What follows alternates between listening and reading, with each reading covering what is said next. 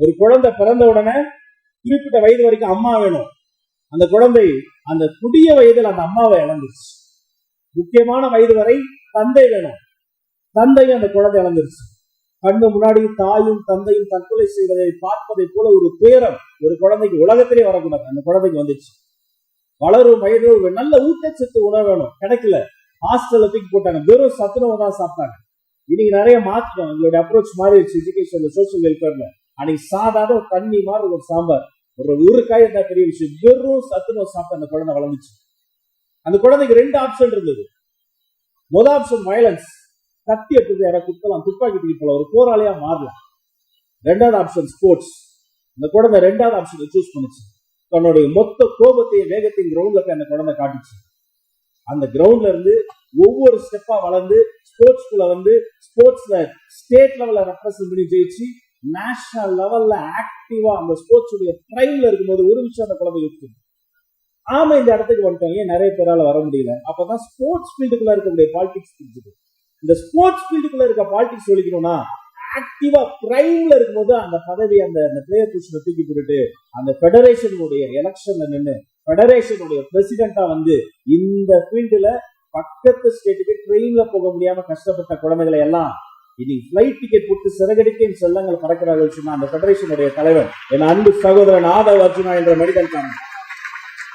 கீழே இருக்கும்போது கடந்த 2-3 நாட்களாக என்னுடைய சட்டமன்ற பேச்சையெல்லாம் பார்த்துட்டு நிறைய பேர் சொல்லுவாங்க, sir very inspiring, very inspiring. நான் என்ன சார் இன்ஸ்பைரிங்? நான் பேச்சு.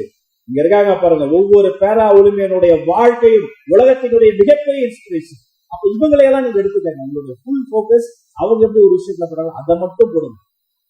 தயவு செய்து டிவியேட் ஆகாதீங்க.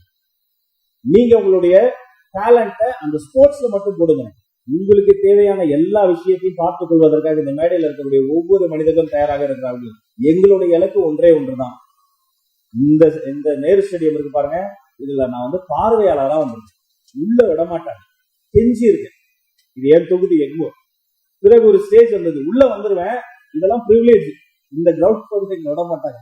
அந்த கார்னர் இருக்குல்ல, அது வந்து எல்லாரும் விட்ட பிறகு அங்க கொஞ்சம் காவல்துறை வந்து ஃபயர் சர்வீஸ் ஆளுங்கெல்லாம் ரெக்வஸ்ட் பண்ணா அப்படின்னா அங்க விடுவாங்க. அங்க இருந்து பாத்திருக்கேன். இங்க ஒரு ஸ்டேஜ் வந்தது. இங்கதான் இந்த இந்திய சினிமாவுடைய உச்சகட்டம் பொன்னியின் செல்வன் ஆடியோ லான்ச் நடந்தது. இந்த ஸ்டேஜ்ல நான் ஆங்கரா வந்து நின்று தொகுத்து இதே மனித தொகுப்பாளரா வந்தேன். இதே நேரு ஸ்டேடியம்ல ஒரு ஸ்டேஜ் வந்தது. சி ஜோசப் விஜய் என்னும் நான் என்ற மாண்புமிகு முதலமைச்சர் என்னுடைய பதவியேற்றால அமைச்சரா வந்தேன். இன்னைக்கு இதே நேரு ஒளிவிழா காரணத்துல ஒரு ஸ்டேஜ் வந்திருக்கு. என்னுடைய அருமைக்குரிய நண்பர்களா இருக்கிறாங்க, நம்ம ஸ்போர்ட்ஸ் மினிஸ்டர் இருக்கிறாரு. இது 1 மாசமா அவர் விடாம சொல்லி அவர் வீட்டு பங்கன் கூட இப்படி கூட்டத்துல உங்களுக்காக எங்களை எல்லாம் கம்பல் பண்ணி கழுத்துல கட்டி வைக்காத எங்களை எல்லாம் கூட்டு வந்திருக்கிறாரு. இங்கேயும் அவருக்காக வந்தது சந்தோஷமா இருக்கு. இன்னும் ஒரே ஒரு ஆசை, நடக்கும், கண்டிப்பா நடக்கும். உங்கள பல பேரு அந்த சாதனையை செய்து முடித்த பிறகு இந்தியாவிலேயே நிறைய ஒலிம்பிக் பதக்கங்கள் வென்றதற்காக இந்த தமிழ்நாட்டிற்கு பாராட்டு விழா இதே அரங்கத்தில் நடக்க வேண்டும்.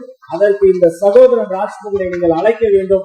கான்பிடண்டா இருங்க, கட்டாயமா நடக்கும். உங்கள் அத்தனை பேருக்கும் ஆல் தி வெரி பெஸ்ட். நன்றி.